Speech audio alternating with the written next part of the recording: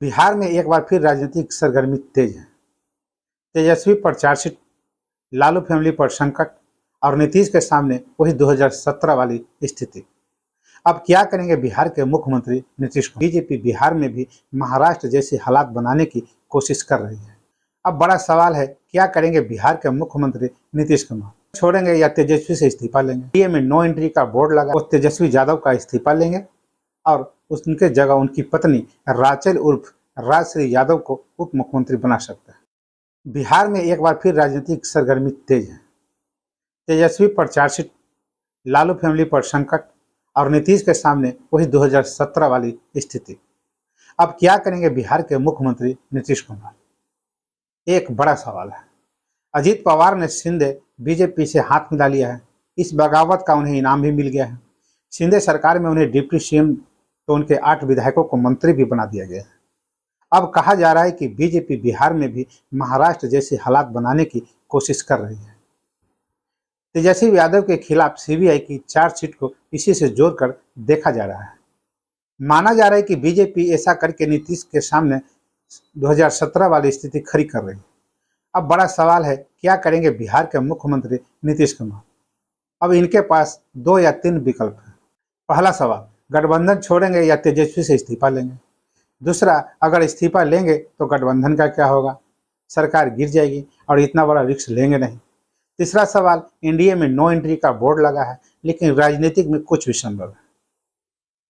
चौथा और अंतिम जो सवाल है, विकल्प बचता है, वो तेजस्वी यादव का इस्तीफा लेंगे और उनके जगह उनकी पत्नी राचेल उर्फ राजश्री यादव को उप मुख्यमंत्री बना सकता है।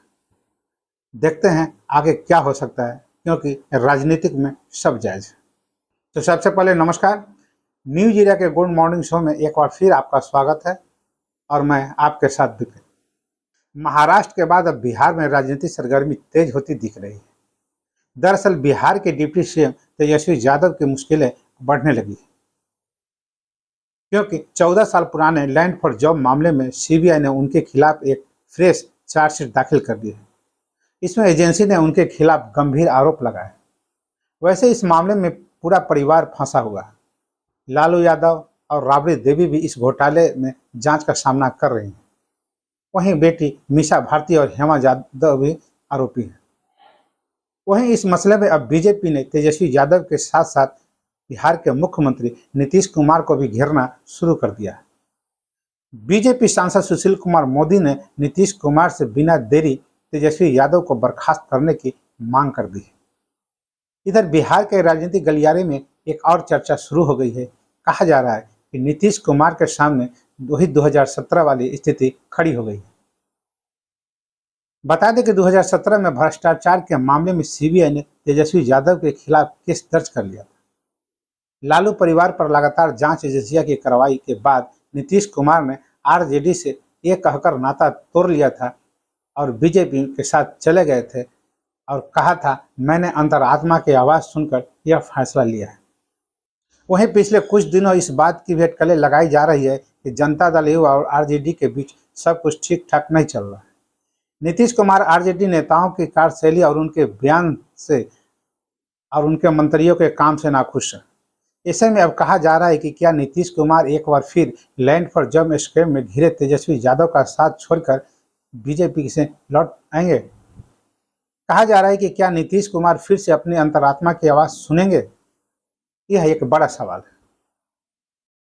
महाराष्ट्र में शिंदे सरकार बनने के 1 साल के बाद मंत्रिमंडल विस्तार की बात चल रही थी।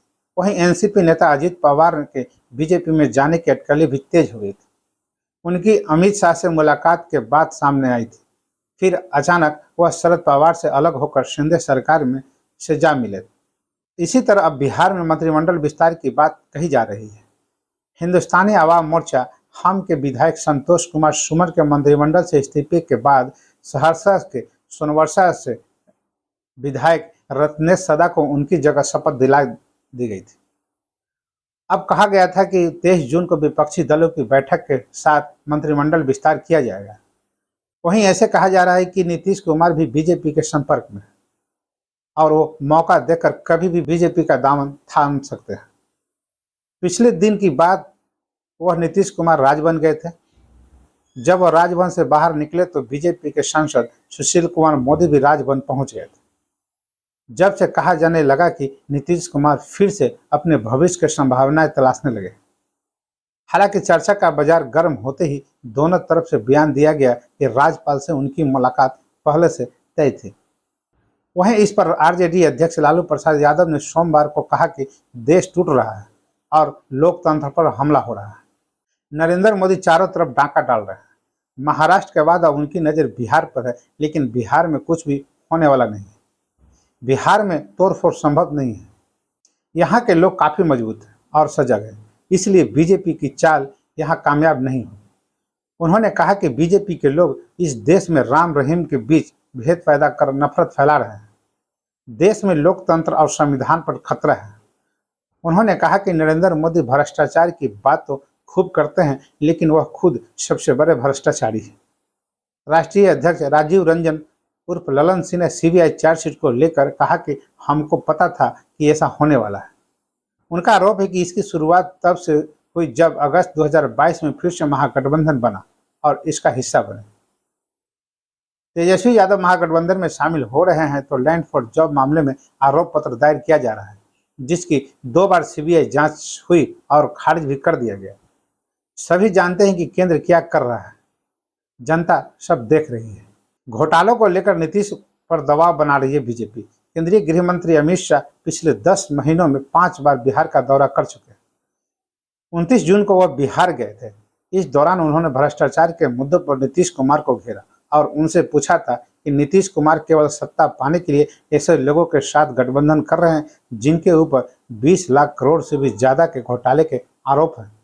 बिहार के राजनीतिक गलियारे में कयासबाजी शुरू हो गई है कि क्या बीजेपी भ्रष्टाचार को मुद्दा बनाकर नीतीश कुमार के लिए एक बार फिर पलटी मारने के लिए ग्राउंड तैयार कर रही है। और इसी का कुछ घटना चक्र पर जो बाजार गर्म है।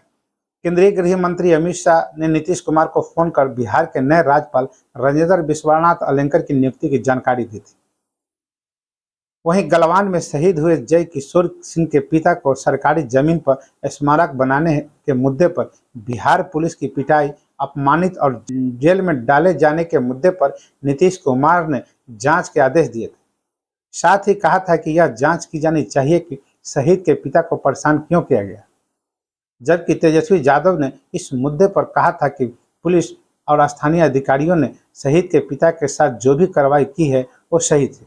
एनडीए में बीजेपी से नजदीकियां भी इससे भी लगाया जाता है, जब केंद्रीय रक्षा मंत्री राजनाथ सिंह ने 1 मार्च को नीतीश कुमार को जन्मदिन की बधाई दी थी, जिसकी जानकारी नीतीश ने विधानसभा में दी थी।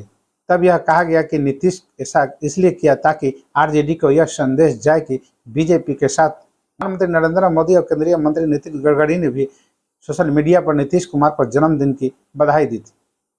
दूसरा, तमिलनाडु में बिहार के मजदूरों पर स्थानीय लोगों के हमले की कथित घटना को लेकर डिप्टी सीएम तेजस्वी यादव ने खारिज कर दिया था। वहीं बिहार के मुख्यमंत्री नीतीश कुमार ने बीजेपी नेता से मिलने और उनकी मांग के बाद टीम का गठन करके मामले की जांच के लिए उन्हें तमिलनाडु भेज दिया गया था। नीतीश की एनडीए से दोस्ती इतनी आसानी से नहीं। बीजेपी से गठबंधन तोड़ने के बाद मुख्यमंत्री नीतीश कुमार ने कहा था वह मर जाएंगे लेकिन बीजेपी के नहीं जाएंगे।